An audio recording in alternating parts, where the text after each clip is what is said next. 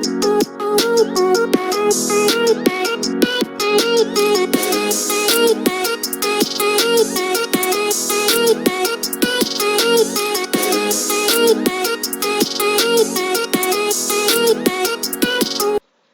developers, I am Nikhil and you are watching NK Source Guide. Hope you all are fine, and today we are going to talk about Git and GitHub. So let's understand what the fuck is Git. So stay tuned and watch till the end because maja aayega friends. And I also wanted to do something weird, sounds bad. चलिए तो start करते हैं।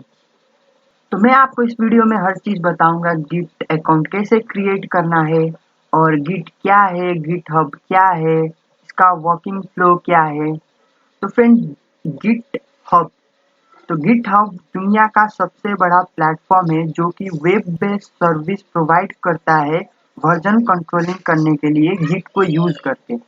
Basically यहाँ पर लिखा है, basically it is a social networking site for developers.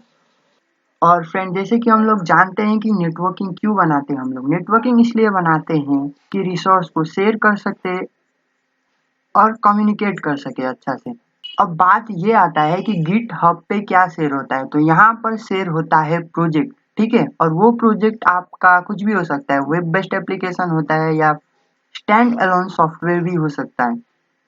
तो friend, जितना भी आईटी फील्ड के स्टूडेंट्स है उन सभी को पता होना चाहिए कि गिट हब और गिट क्या होता है। ऑलराइट, तो सभी तो समझ में आ रहा है, लेकिन ये चीज क्या है, वर्जन कंट्रोलिंग, ठीक है। अब ये वर्जन कंट्रोलिंग का क्या मतलब है। तो फ्रेंड, जब मेरे को मेरे एकेडमिक्स में प्रोजेक्ट बनाने होते थे तो हम लोग, जैसे कि एक को काम करना है फ्रंट एंड पे, एक को काम करना है बैक एंड पे। तो जो इंडिविजुअल पर्सन है जो उस प्रोजेक्ट के ऊपर काम कर रहा है, तो वो क्या करता था कि उसने बनाया, ठीक है, एक बैकएंड में काम किया, एक फ्रंट एंड में काम किया, दोनों ने अपना अपना काम किया। अब फिर से क्या करना पड़ेगा, दोनों, मैंने अलग काम किया है, उसने अलग काम किया है, दोनों को जोड़ना पड़ेगा। तो वो बंदा फिर से मेरे पास आएगा या फिर मैं उसके पास जाऊंगा। तो फिर दूसरा प्रॉब्लम ये कि उन दोनों को कनेक्ट करना, ठीक है, क्योंकि वो काम कर रहा है बैकएंड पे, मैं कर रहा हूँ फ्रंट एंड पे। अब ये दूसरा प्रॉब्लम आता था। लेकिन अब जो है फ्रेंड्स, सेक्सियस्ट टेक्निक आ गया, गिटहब, ठीक है। एक ऐसी जगह जहाँ पर हम लोगों का जो प्रोजेक्ट है उसको रख दो, ठीक है। और अगर हम लोग टीम अलग अलग इंडिविजुअल पर्सन काम कर रहे हैं किसी एक प्रोजेक्ट के ऊपर, तो जब मेरे को जरूरत होगी मैं रिमोट से प्रोजेक्ट को उठाऊंगा, उसमें अपडेट करूंगा, फिर से रिमोट पे रख दूंगा। अब दूसरा बंदा भी वही करेगा, जब उसको जरूरत होगा रिमोट से प्रोजेक्ट को उठाएगा, फिर उसको अपडेट कर देगा, फिर रिमोट पे रख देगा। तो फ्रेंड, इससे हो क्या रहा है कि मेरे को वो जो मेरा अगला दोस्त था उसके पास जाना नहीं पड़ रहा है और उसको मेरे पास आना नहीं पड़ रहा है, ठीक है। वो जहाँ है वहीं से अपना काम कर रहा है। और जहाँ प्रॉब्लम कनेक्टिविटी का, तो वो भी अब नहीं होगा। तो अब चलते हैं हम लोग का नेक्स्ट स्लाइड में।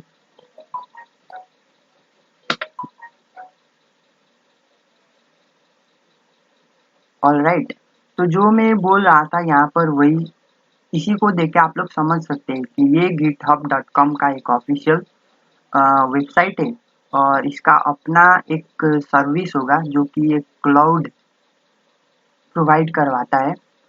तो ये इंडिविजुअल टीम्स है, ठीक है, जो एक प्रोजेक्ट पे काम कर रहे हैं। तो अब ये जो बंदा है इसके पास नहीं जाएगा अगर कोई भी प्रॉब्लम आया तो, और ये जो इसके पास नहीं जाएगा अगर कोई भी प्रॉब्लम आया तो, ये जहाँ है वहीं से अपडेट कर देगा। और जब भी ये अपडेट कर देगा, अगर इसको लगेगा कि नहीं यार यहाँ पर ये ठीक नहीं है, तो ये फिर उसको सॉर्ट आउट कर देगा। तो फिर ये देखेगा कि हाँ यार मेरा ये प्रॉब्लम था, उसने सॉर्ट आउट कर दिया। लेकिन इतना आसान भी मैनेजमेंट नहीं होता है फ्रेंड, रिस्ट्रिक्शन होता है उसमें भी, ठीक है, जिसमें हम लोग ब्रांचेस की बात करेंगे, लोकल ब्रांच, मास्टर ब्रांच, ठीक है, इसको बाद में हम लोग देखेंगे।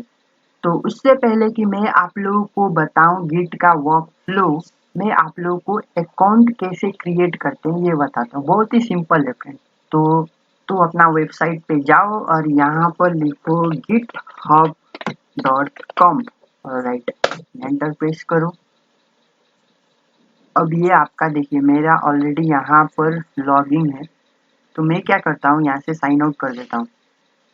ठीक है, अब जैसे कि मैं किसी का, जैसे मेरा तो ऑलरेडी अकाउंट है, तो मैं किसी दूसरे का गिटहब अकाउंट बनाता हूँ। ठीक है, मेरा ही दोस्त का बनाऊंगा। तो अब मैं क्या करता हूँ, यहाँ से साइन अप पे क्लिक करता हूँ, यहाँ पर यूजर नेम और ईमेल और पासवर्ड। तो यहाँ पर मैं सिंपली लिखूंगा, ठीक है, ऑलराइट। तो ये नेम ऑलरेडी अवेलेबल है, तो मैं क्या करता हूँ, सर्वेरी वर्मा को मैं कर देता हूँ 1 2। ठीक है, कुछ भी, और इसका ईमेल एड्रेस यहाँ पर डालते हैं। यहाँ पर अपने हिसाब से पासवर्ड डालना पड़ेगा, जो कि एटलीस्ट 8 कैरेक्टर होना चाहिए, जिसमें नंबर और लोअर केस लेटर्स। तो ये बोल रहा है, नहीं तो फिर आप लोगों को 15 कैरेक्टर्स डालना पड़ेगा यहाँ पे। तो इसका कुछ ईमेल है, सोनाली वर्मा सोना 98@gmail.com। ऑलराइट, अब इसमें पासवर्ड, तो फ्रेंड मैं पासवर्ड तो शेयर नहीं कर सकता, तो वीडियो को पॉज करता हूँ। आप लोग अपने हिसाब से पासवर्ड डाल दीजिए। तो मैंने यहाँ पर देखिए फ्रेंड पासवर्ड डाल दिया हूँ। अब क्या, तो अब ये वेरीफाई करने के लिए बोलेगा। ठीक है, आप लोग वेरीफाई कर लीजिए, थोड़ा टाइम लगाता है। इसको ये पता लगाना है कि तुम इंसान हो कि रोबोट। अजीब है। And this is also the fucking things bro. अगर आप लोगों में भी फ्रेंड अगर ऐसा होता है, oops at least one of your answer is not quite right, बार बार अगर सही डालने की बात, तो आप क्या करिए कि अपना मोबाइल डिवाइस से क्रिएट कर लीजिए। ठीक है, क्योंकि यहाँ पर देखिए मैं बार बार कर रहा हूँ इसको, लेकिन अब ये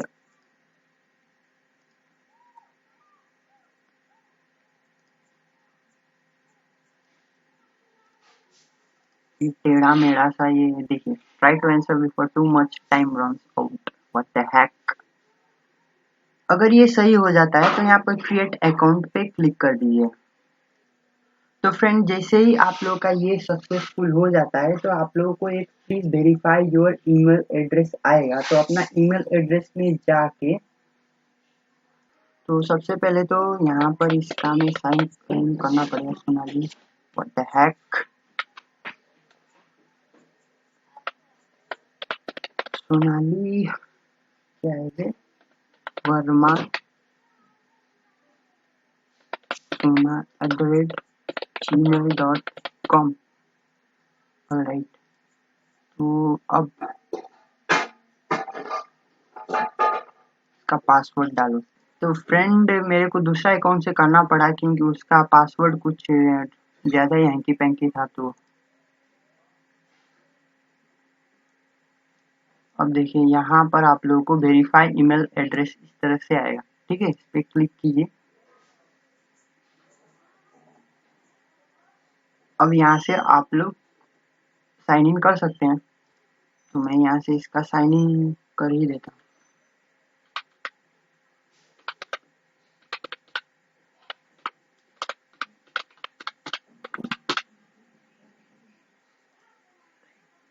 और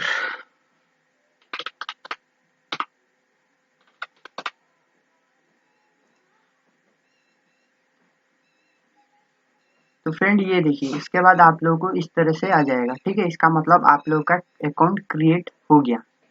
तो इसके बाद फ्रेंड आप लोगों को एक सॉफ्टवेयर डाउनलोड करना पड़ता है, गिट जिसको बोलते हैं। तो आप लोग गिट को डाउनलोड कर सकते हैं, सिंपली यहाँ पर लिखेंगे गिट, उसके बाद github.com नहीं, गिट। तो गिट आप लोगों को यहाँ पर ये पे क्लिक कीजिए और यहाँ पर नीचे देखिए। ठीक है, तो आपका जो भी ऑपरेटिंग सिस्टम है उसके अकॉर्डिंग यहाँ पर आ जाएगा। तो मैंने क्योंकि ऑलरेडी इसको डाउनलोड करके रखा है, तो क्यों बार बार करूँ। तो जैसे कि आप लोग यहाँ पे देख सकते हैं, गिट क्या है। Git is a free and open source distributed version control system. ठीक है, जो अभी मैंने बताया कि डिस्ट्रीब्यूटेड वर्जन कंट्रोल सिस्टम क्या होता है। ठीक है, तो गिट एक सॉफ्टवेयर है जिसको यूज करके हम लोग ये चीज कर सकते हैं, डिस्ट्रीब्यूटेड वर्जन कंट्रोलिंग कर सकते हैं। ठीक है, और design to handle everything from small to very large project with speed and efficiency. तो ये डिजाइन किया गया है इस छोटे से लेके बड़ा प्रोजेक्ट स्पीड और एफिशिएंसी के साथ। यहाँ पर नीचे आएंगे तो आप लोग के यहाँ डॉक्यूमेंटेशन भी दिया है। यहाँ पर आप लोग को रेफरेंस बुक वीडियोस, ठीक है, एक्सटर्नल लिंक्स मिल जाएगा, यहाँ से आप लोग देख सकते हैं। तो यहाँ पर देखिए complete list of all commands, ठीक है। तो यहाँ पर हर एक कमांड को डिटेली अगर इस पे क्लिक करूँ मैं तो क्या, तो यहाँ से आप लोग देख सकते हैं। तो मैंने गिट डाउनलोड कर लिया, तो और मैंने ये भी बता दिया है कि गिट जो है वो क्या होता है। और फिर अगर आप लोगों को दिखना है कि गिट सच में इंस्टॉल हो गया है, तो गिट और उसके बाद वर्जन, तो ये आप लोगों को गिट का वर्जन बता देगा। उसके बाद अगर आप लोगों को इससे कुछ हेल्प देखना है तो गिट हेल्प, तो यहाँ पर हर चीज, हर कमांड का डिटेली मतलब आप लोगों को दिया गया है, इसको पढ़ सकते हैं आप लोग खुद से।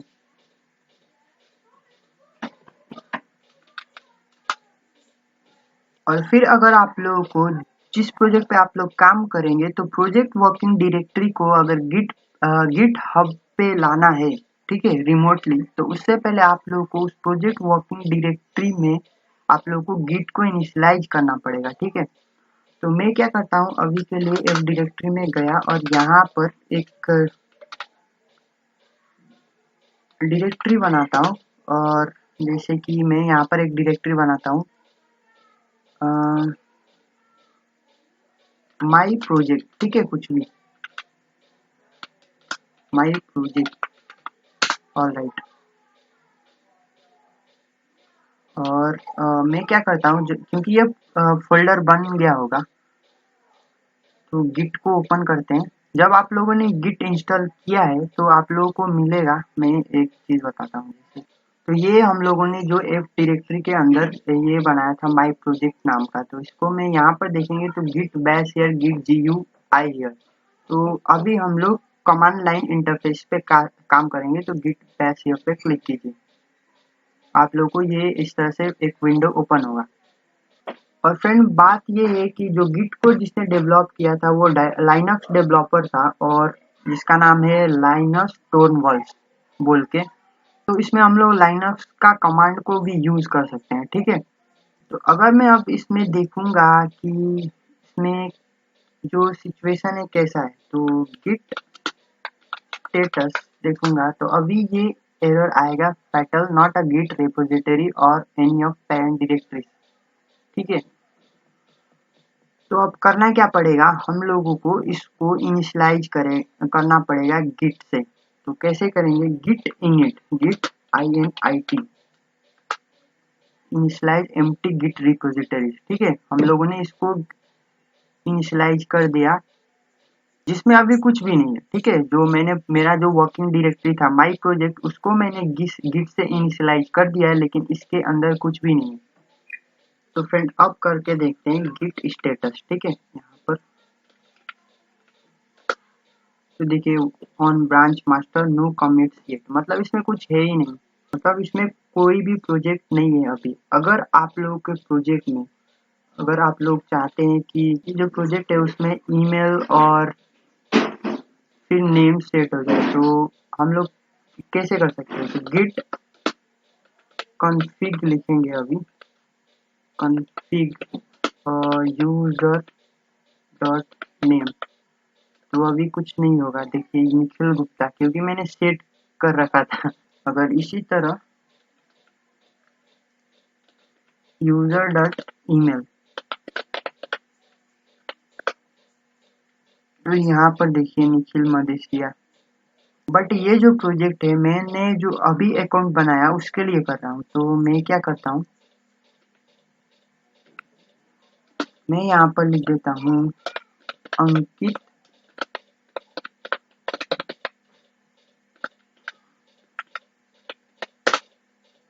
ये सेट हो गया। अगर यूजर डॉट और ये ईमेल मैं कर देता हूँ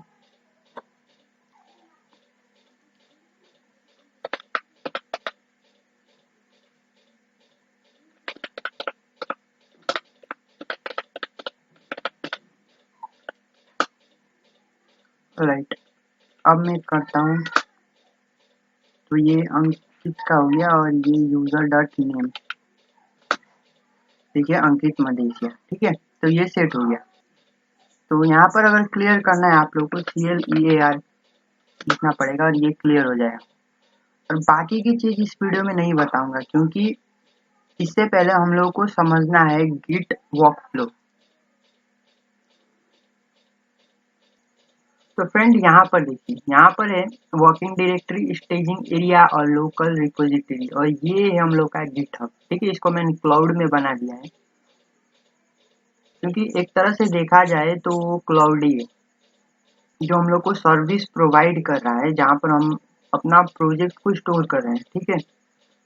अब वर्किंग डायरेक्टरी क्या, जहाँ पर यूजर प्रोजेक्ट के ऊपर काम करेगा, ठीक है, उसको मैं बोल रहा हूँ वर्किंग डायरेक्टरी।